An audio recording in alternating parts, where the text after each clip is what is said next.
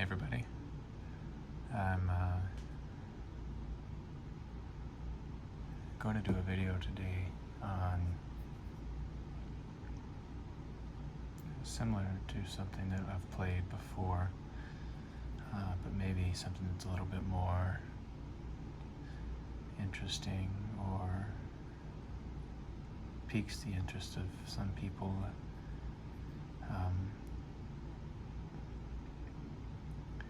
If you saw an earlier video, or maybe videos on the internet of people playing the Wikipedia game, then this is going to be just like that, except for I'm going to be playing it with the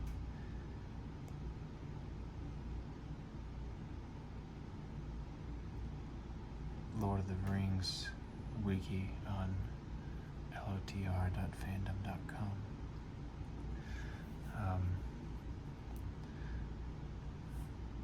And just to clear the air, I'm not a master of Tolkien lore, but I do have a copy of the Silmarillion, and in the back there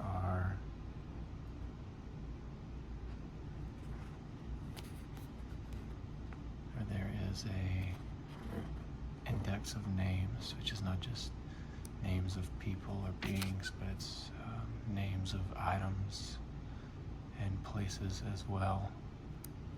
And for example, the LotR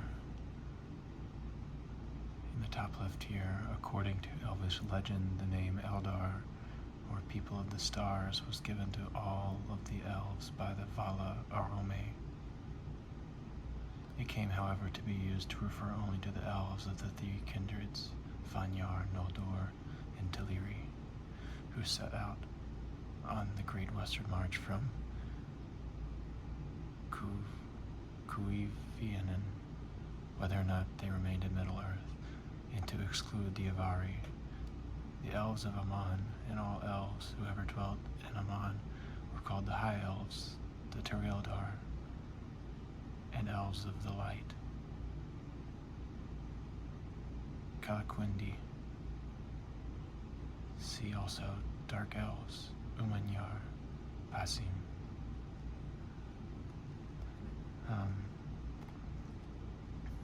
That's just an example of some of the entries in the LotR. Pretty common, and it breaks down names and places. And another point of note after reading that passage is I am not an expert on Tolkien's languages either. I know in the Silmarillion, if you own a copy, there is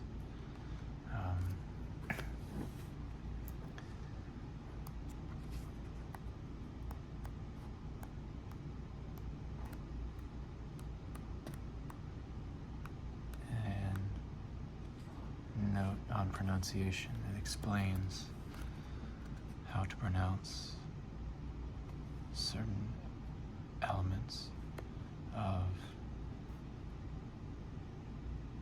Tolkien's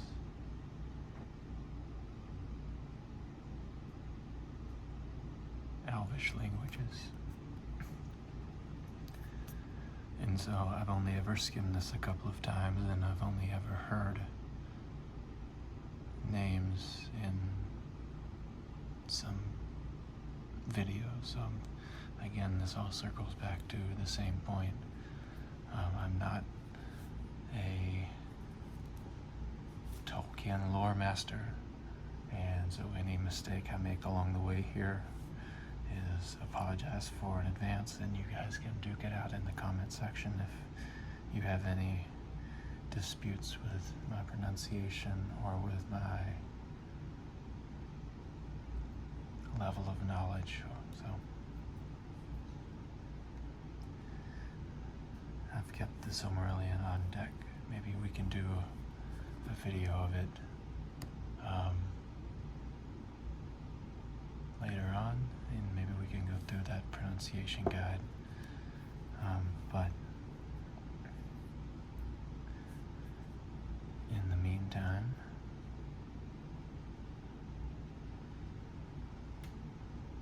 let me take a sip of coffee.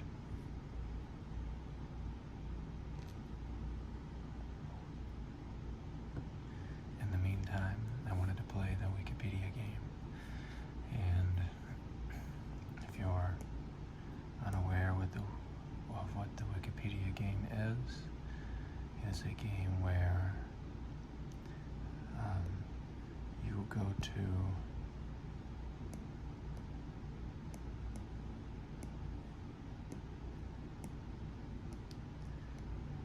somewhere on this page. I played it earlier as practice.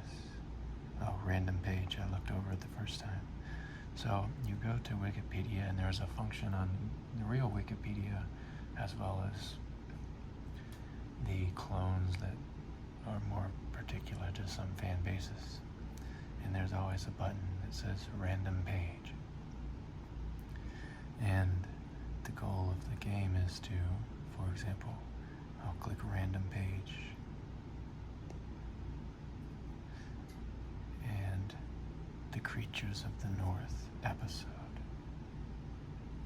Let me turn my volume down for some of these advertisements.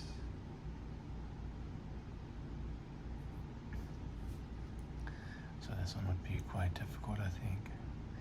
The Creatures of the North is the name of the fifth and last episode of Olivier Simonette. Is their documentary series Looking for the Hobbit. It focuses on the origins of some of Middle-earth's creatures and the chronological depth of the legendarium as established by the Silmarillion. I don't know anything about this show, I've never seen it. It might be like a real historical documentary. And that would be the starting point, for example. And it would be my goal, or I'm sorry, that would be the landing point. It would be my goal to arrive at that particular page from the Third Age 2964. So if you're really green on Tolkien Lore, TA stands for Third Age, and there are, at least at the time of The Lord of the Rings and The Hobbit, they are in the Third Age, and the ages are separated by major events.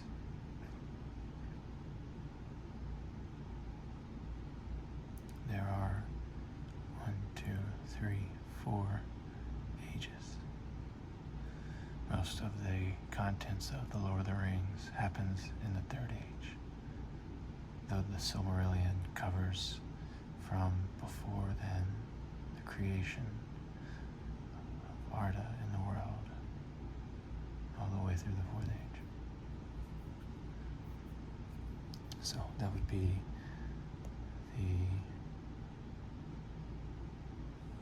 these ads are obnoxiously persistent. So I would have to go to TA 2964. The only event that happened that year of note is the birth of Lotho Sackville Baggins.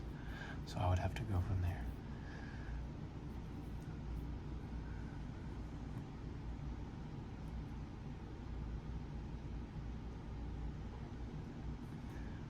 Another point before I begin the game is that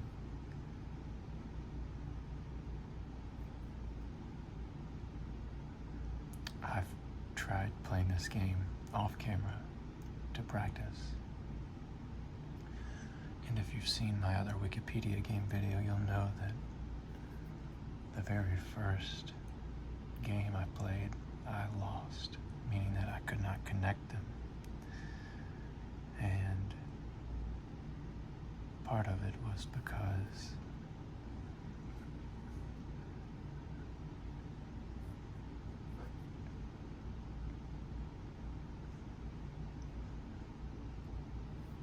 I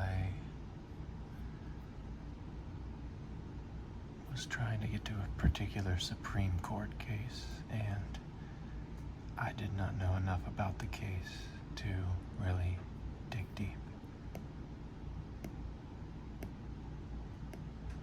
And so I conceded.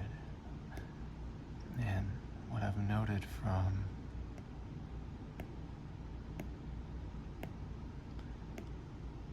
playing this game off camera is that this game is probably going to be quite difficult, as while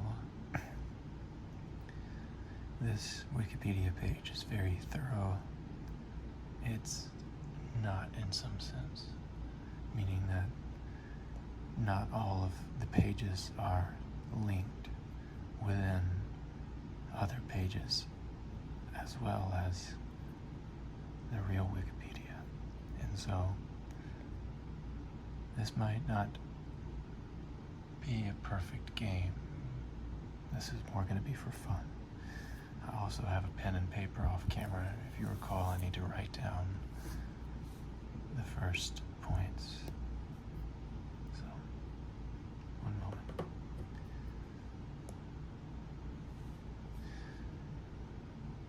I'm going to try this. This is the third age, 2949, which is early events. I think I would imagine early events in The Hobbit. And so I don't know if you can pull up a calendar.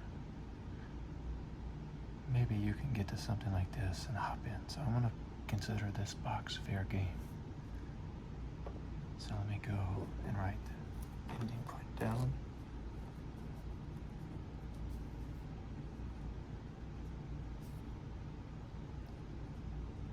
Gandalf the Grey and Balin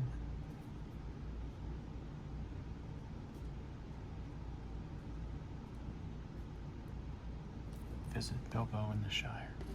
That's where I'm trying to land. Third age 2949. And my starting point is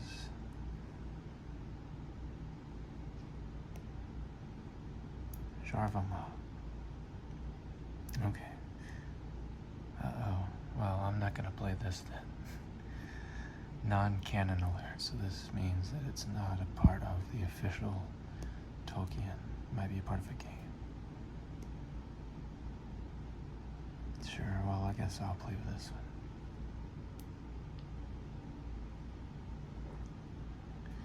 Norman Forsey is a New Zealand actor raised in Wales. He had a minor role in Peter Jackson's The Lord of the Rings, The Fellowship of the Ring, where he played the role of Hamfast Gamgee, or the Gaffer, father of Samwise Gamgee. This is my starting point. I think the clearer point is I'm trying to get to early events in The Hobbit, when Gandalf the Grey and Balin visit Bilbo to convince him to come along on a journey. I believe that's the case, at least.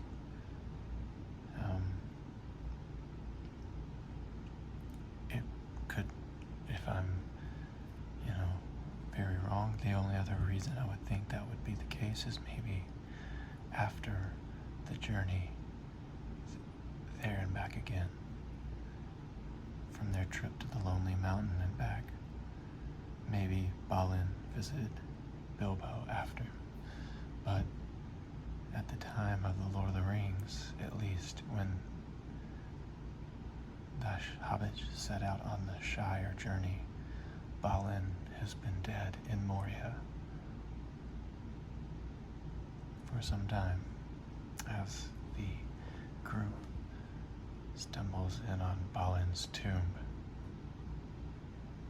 in the mines of Moria. So I'm assuming that this is when they visit him for the first time. With that being said, I think my goal is Samwise. Trying to get to the Shire, maybe. So I'm going to go to the Shire.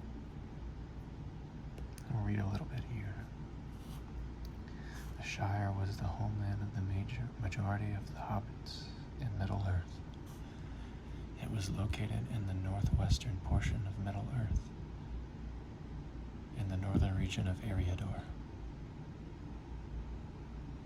within the remains of the Kingdom of Arnor.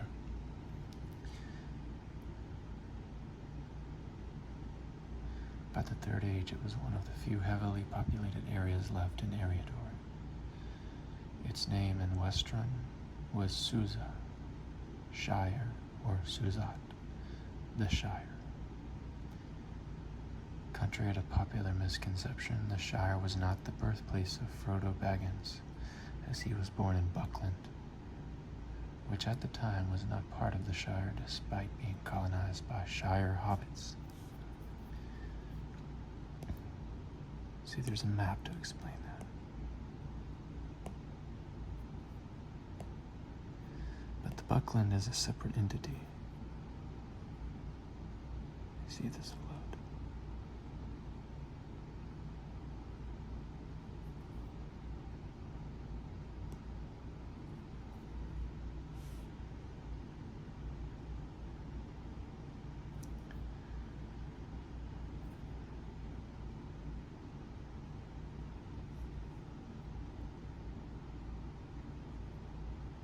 This is the Shire, and I don't know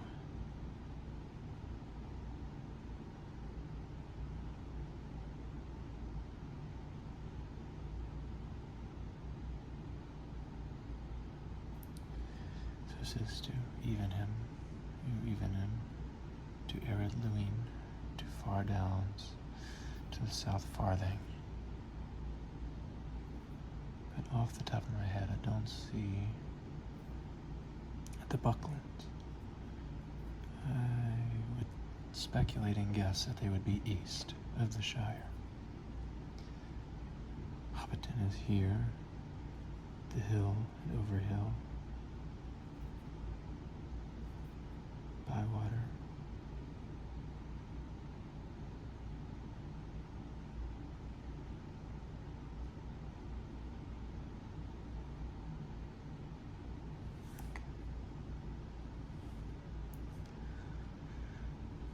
To the point.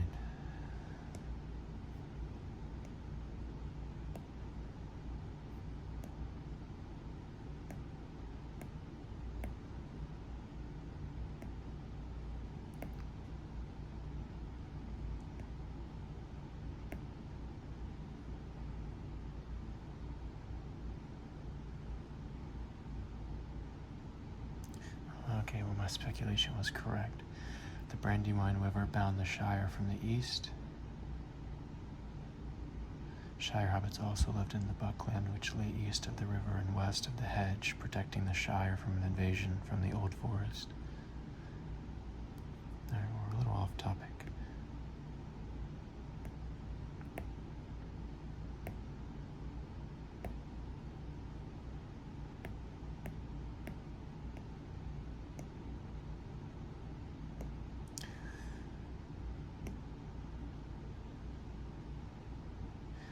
Maybe I can go to Frodo Baggins.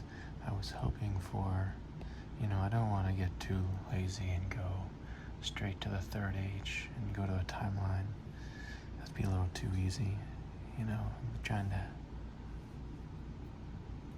maybe learn something along the way. But no mention of when, it goes down here, very.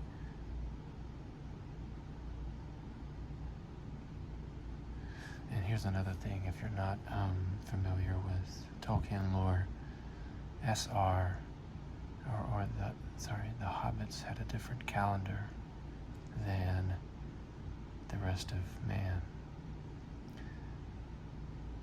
Oh, well, a loading ad just messed my place up. Yeah, there it is. SR stands for Shire Reckoning, which is a different calendar. So Bilbo acquired the ring in Shire Reckoning 1343, but it would have been closer to like the late 2900s when he actually got it in the man's calendar. Maybe if I go to the One Ring or Bilbo, the One Ring will probably have a really long history involved. Start with Bilbo.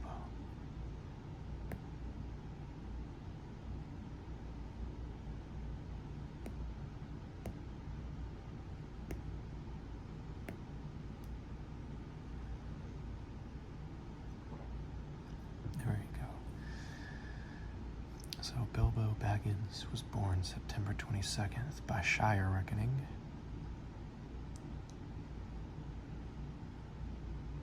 Which is, they point out, at least a little different as far as months go, but in the year 2890 in the Third Age.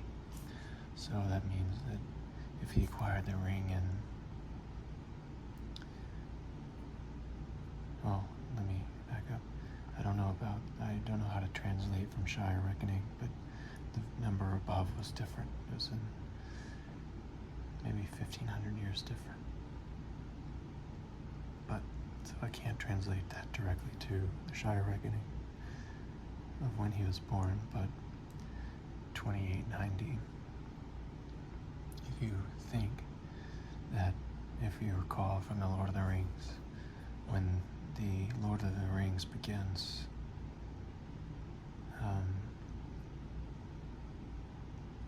well, I'll take that back. There is a large time gap that's not very well portrayed in the movies. But whenever, in the early parts, not the very beginning, the early parts of the Fellowship of the Ring, there is the birthday party. And maybe I'm mixing this up, but there. Bilbo turns 111. And he has the same birthday as Frodo, coincidentally. But Bilbo turns 111 around the time of the Fellowship of the Ring. And what I'm trying to recall is there's a maybe 15-year gap between the very first scenes of The Lord of the Rings in the movie and the book, and when the ring actually sets out from the Shire, and I fail to remember at the moment if that is before or after Bilbo's birthday party. But just to give you a timeline, maybe 111 plus 2890 is about 3000, the year 3000 in the Third Age.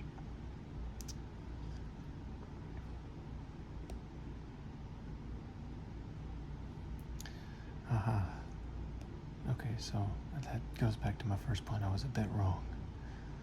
In the year 2941, Bilbo, at the age of 50, was visited by Gandalf, who he had not seen for quite some time outside his home at Bag End.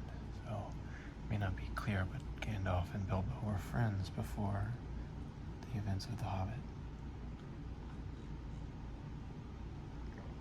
And it looks like this was 8 years before the time that I'm looking for, 2949. So, that means that my speculation earlier that it was after, I first thought it was before, but left the possibility that it might have been after their journey. So it might have been, or it clearly was after. So these are all the events of The Hobbit. They set off towards the east. Bilbo gets lost in the Misty Mountains after leaving Rivendell, and that's how he finds the ring. Is the ring, it lies dormant with Gollum or Smeagol in the Misty Mountains, and they make their way along. But, the things that aren't so obvious in the movie The Lord of the Rings is the passage of time. You would imagine that the journey takes a couple weeks, but the journey is actually quite some time, as well as this journey in The Hobbit, and it's a little bit more apparent in the books, I believe. Tolkien does hint to dates and times in his works more frequently, of course, than a movie would. It's not appropriate to constantly remind the viewer about the passage of time. So return to the Shire.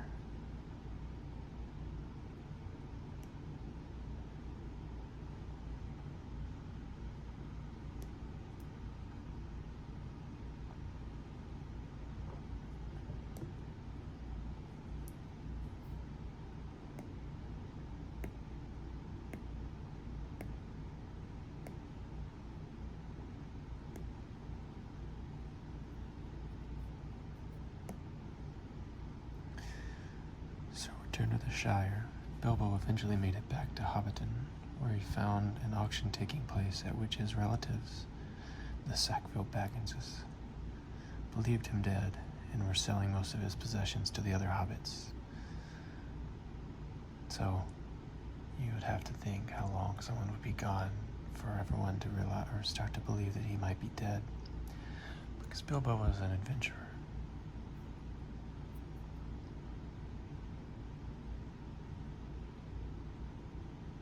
Bought all of his stuff back.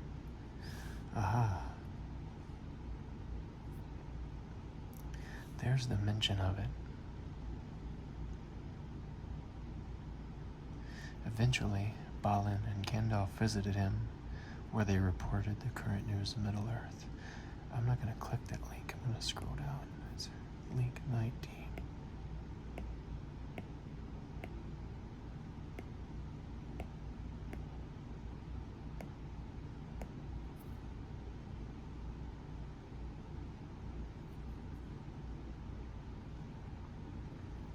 So this occurs in the very end of the book The Hobbit, chapter 19.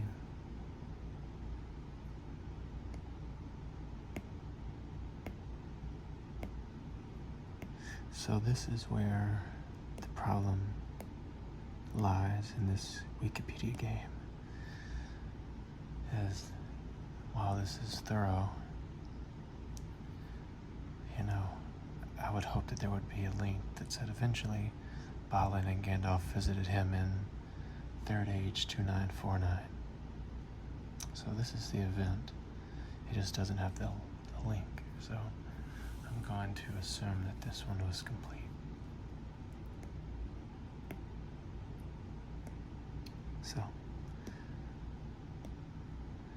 the way that we figured this one out was short jump, but did a lot of reading along the way. Bilbo's page, the Shire, Samwise Gamgee, and the actor Norman Forsey. So we started at Norman Forsey, went to Samwise, went to the Shire, went to Bilbo, and then to Gandalf the Grey, and Balin visiting the Shire after the return. Let's play again.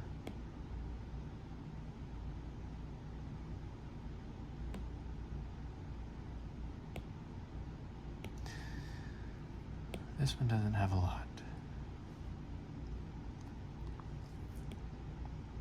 And I will avoid this one, honestly. Because this is a chapter of a book. And so it would be a little too easy to just navigate to the Silmarillion chapters.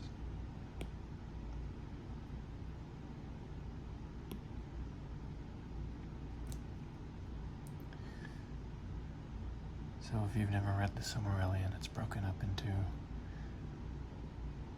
if I recall, sorry if I'm misspeaking, think this first chapter is on the great music, so it's kind of like the creation story.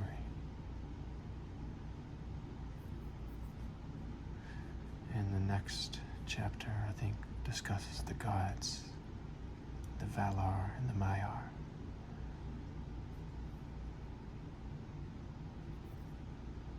And the Ainur. Oh, sorry. So these are the descriptions of the gods, the Valar.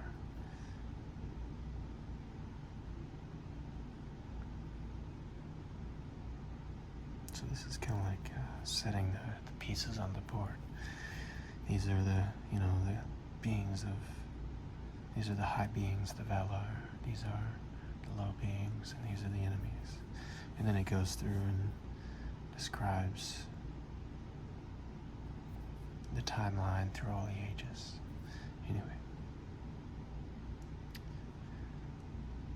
the Silmarillion is something you have to read a couple times to really get, and read it with a tool such as this, because there's just so much. So, let me go, another random page. Okay, see, this is difficult to play with, because it's almost too easy, but also probably torn. Okay, here we go. This is a good one to play with. I'm going to write it down over here. Door of Night. I'll put his other names in there. Morid, Tarnan, or Tarnfui. Set at the utmost west of Arda, near the void.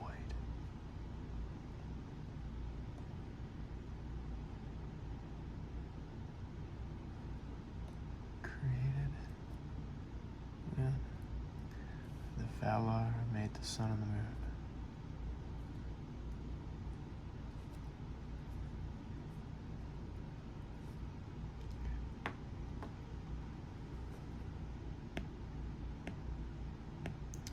So this one might be pretty good. So, the Door of Night, also called the Morid Tarnan or Tarnfui, was a place set at the utmost west of Arda. So Arda is the world, or Earth in some sense.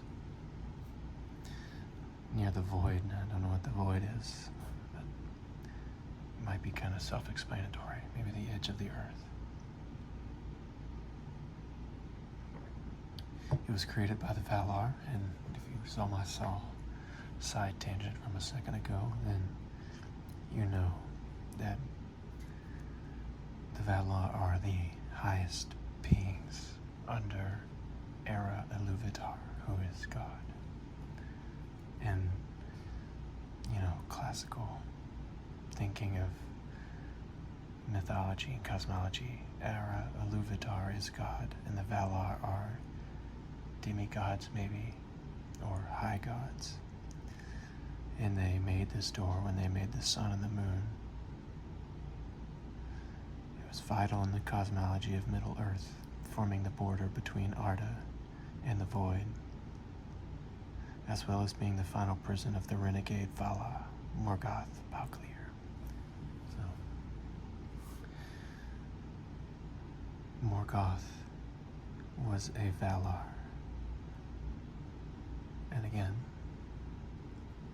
sorry if I misspeak, but he was one of the Valar, and they realized that he was evil or self-serving and did not want to create the world in a pure sense. He wanted to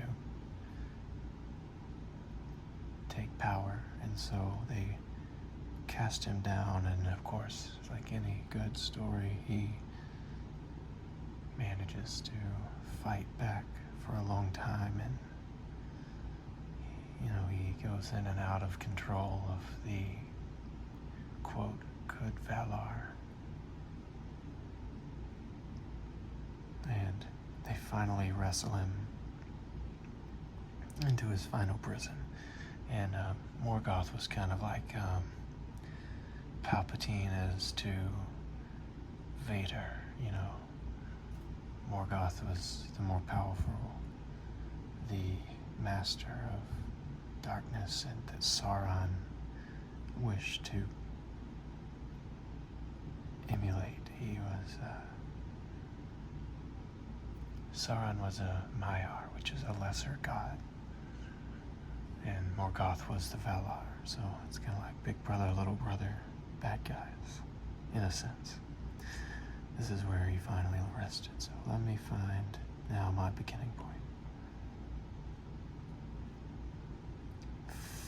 F-O. I was almost going to say fourth age, but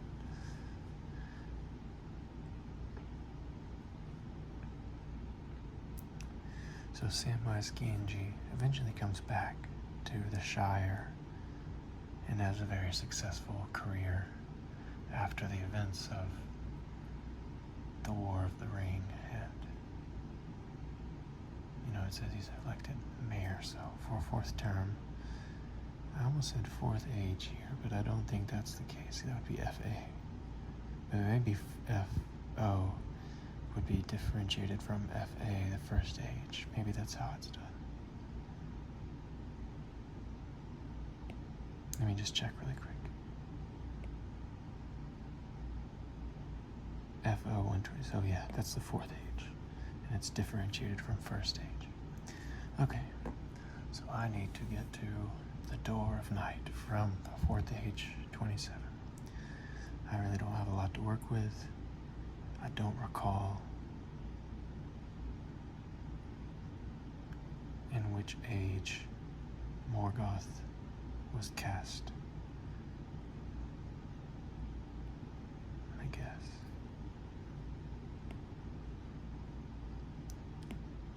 Okay, so I guessed right. The first age began with the awakening of men in Helldorian and ended with the overthrow of Morgoth.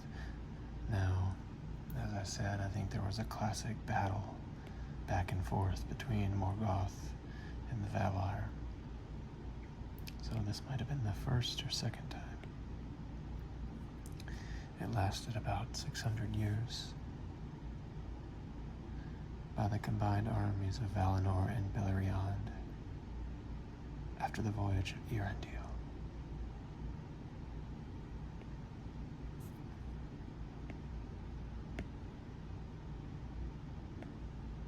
Let's start.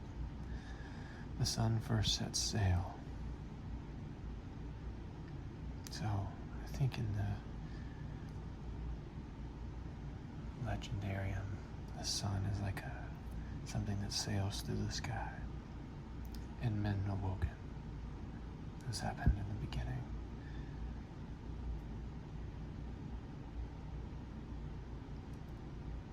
I think Nargothrond is. Let me look quickly out of curiosity.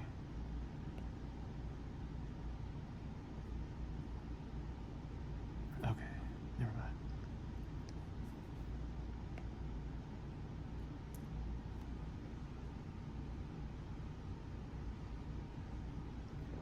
And so this might not be clear, but Melkor, as many things do in the Tolkien Legendarium, he has multiple names. Melkor was his name as a Valar, and whenever he was cast down, he began being known as Morgoth. Oh, and Anor and Valar, kind of one and the same. There's a distinction. Anor, or both. I think he was a Valar. I think he was one of the hive beings. So here's all his names: Morgoth, Boglir, the first enemy, the great enemy, the black foe, the black hand, the marrer, the corrupter. And if you look, he kind of looks like how Sauron is portrayed in the movies. All black with smoky air about him. Anyway.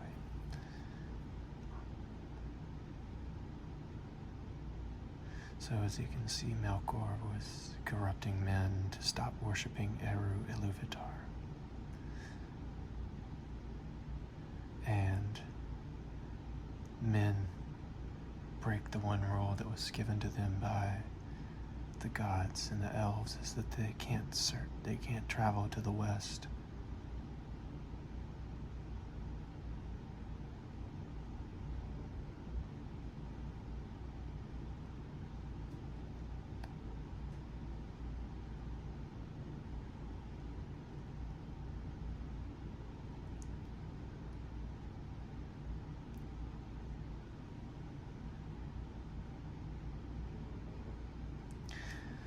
I'm reading this here. It says in parentheses that according to legend, men now lose the gift to die at will as a result of the divine punishment. And off the top of my head, that's how I would have remembered the Silmarillion, that they tried to sell west and their punishment was that. But now that I'm recalling it, I think maybe I'm mixing up mythologies, but something about, men being able to die is a gift. So you don't have to live forever. But according to this, men, it says according to legend, but it seems that there's a correction. It says not true. According to the Silmarillion, based on Tolkien's notes, men were intentionally created with shorter lifespans. I don't recall. Anyway, there are many events that happen.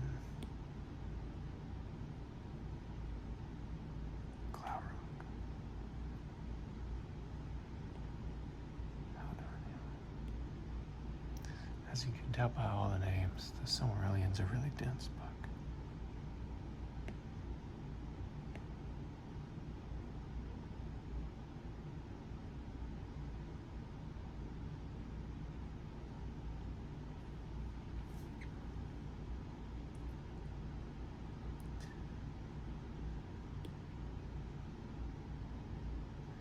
The Siege of Angband was the name given to a 400-year-long Noldor containment. Noldor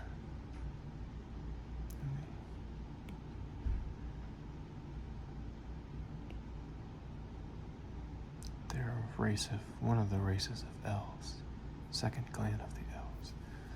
So the elves were containing Morgoth's forces within his fortress of Angband during the First Age.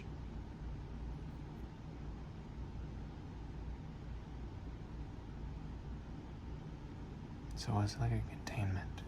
Apparently, they were unable to siege it.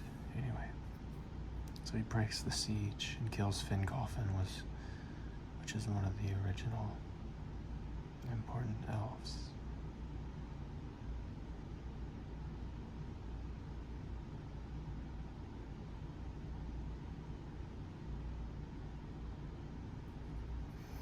Around this time is the famous tale of Beren and Luthien.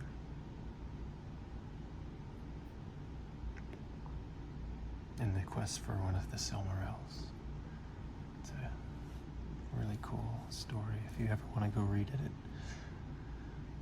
if you have this page, then you can go read that story. Or if you have a tool to understand, if you're a curious person about all the names, then you can go read the tale of Beren and Luthien outside of the rest of the Silmarillion. And actually, you can actually read parts of the Silmarillion without context. They're more like a collection of stories than one full story, but they are. It can maybe hard to describe. They're chronological, but they're somewhat chronological, but they're all independent stories. Glaurung has popped up a few guys as a bad guy. Ah, yeah, I forgot. He is the dragon, the father of dragons.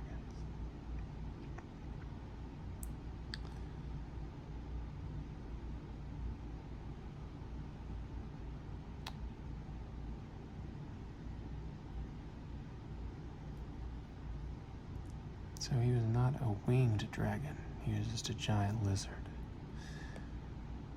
But it is seemed to be implied that he actually is capable of leading armies.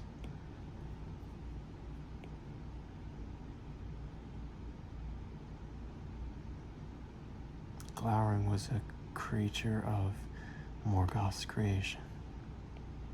He grew him in the pits of Angband, and he emerged in the First Age 260 and attacked elves in the siege of Angband.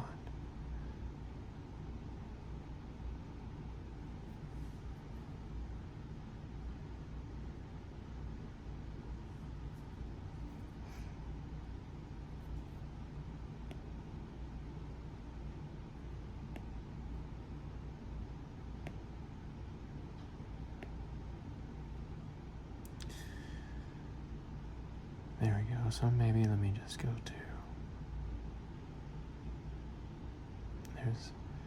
in this time period, Morgoth is cast into the void, but it doesn't seem to, maybe I could have gone earlier, but we tapped to the whole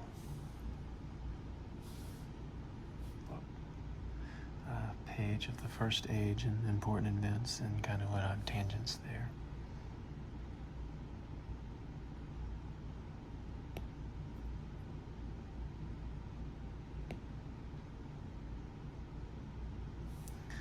So since this is the guy that gets cast in, and he is the bad guy, we'll read his headline. Melkor, later known predominantly as Morgoth, black foe of the world, was the first Dark Lord and the primordial source of evil in EA. Again, I can't remember the pronunciation rules, but I think they're pronounced separately. EA. Originally the most powerful of the Ainur, created by Eru Ilúvatar, Melkor rebelled against his creator out of pride and sought to corrupt Arda. After committing many evils in the First Age, such as the theft of the Silmarils, which resulted in his name Morgoth, and the destruction of the two lamps and the two trees of Valinor, Morgoth was defeated by the host of Valinor in the War of Wrath. As punishment, he was cast out of Arda into the void, though it was prophesied he would one day return.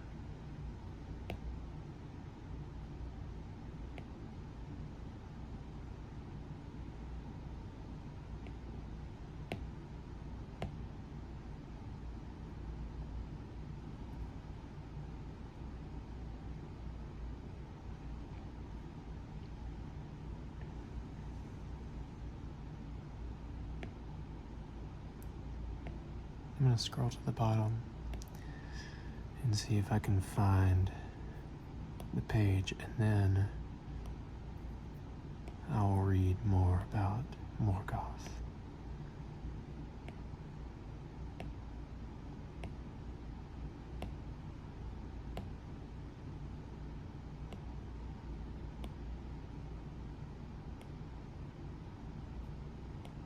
There it is, the Door of Night. So we won the game. We're back at the Door of Night, but we're now at 50 minutes, so I don't want to start another one. What I will do,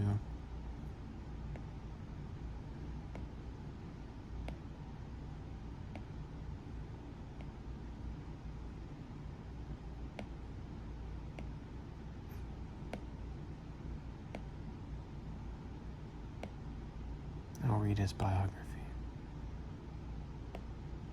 for some time.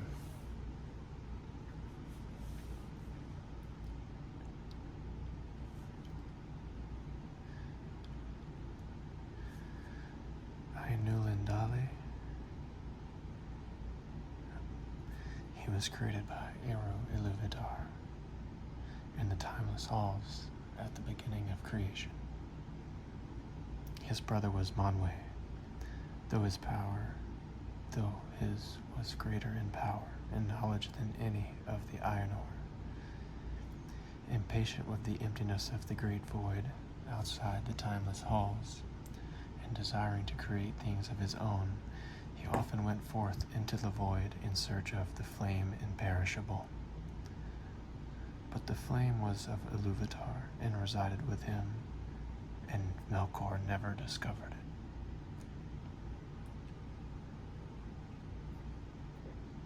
He continued to search, however, and as such was often alone and apart from his fellow Ainur. It was during these lonesome periods that he began to have ideas and thoughts of his own that were not in accordance with his fellow Ainur.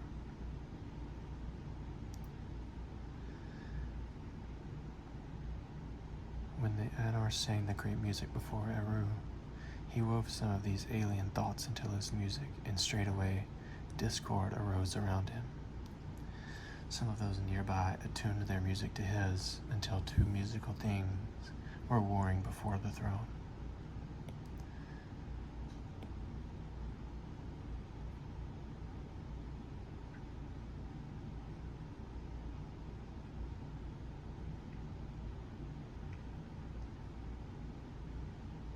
To correct the discord, Eru introduced a second, and then a third theme into the music.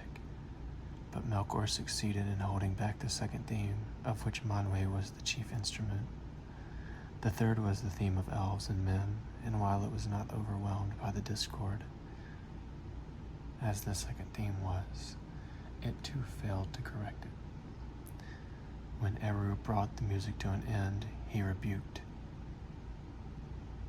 Melkor, praising his strength, but reminding him that, as an aspect of his creator's thought, anything that he could bring into being ultimately had its source within Eru himself.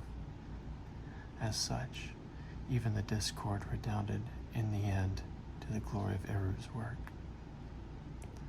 This rebuke shamed Melkor, but brought on anger in him as well, though he hid it.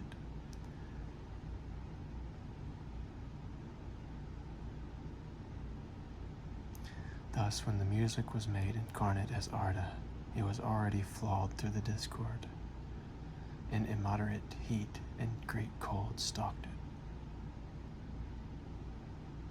Melkor then took in the interest of the world and descended into it with the other Valar. My understanding of this is that basically Melkor wants flame imperishable, which is the ability to create things in his image, in a sense. He wants the power to create. And he's not granted that, but he's able to sow discord in the creation. He was successful in doing so, and was rebuked for it.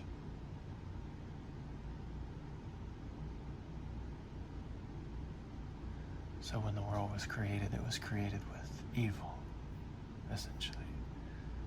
And Melkor was able to tell that it was created with evil, and so